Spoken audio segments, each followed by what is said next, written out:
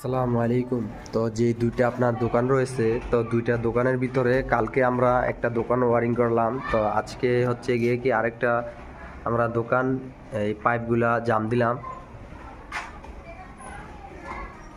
তো আমরা যে পাইপগুলা জাম দিয়েছি, তো পাইপগুলো হচ্ছে আপনার 3-4।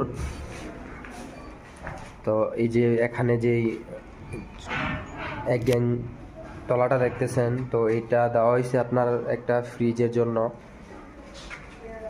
তো এখানে আপনার যে 3 গ্যাং যেই তলাটা দেখতেছেন, তো ওই তলাটা হচ্ছে আপনার এটা একটা পিছনে গুডাউন হিসাবে ব্যবহার করা হয়েছে। তো গুডাউনে আপনার ফ্যান এবং কি লাইটের জন্য 3 গ্যাং তলাটা বসানো হয়েছে।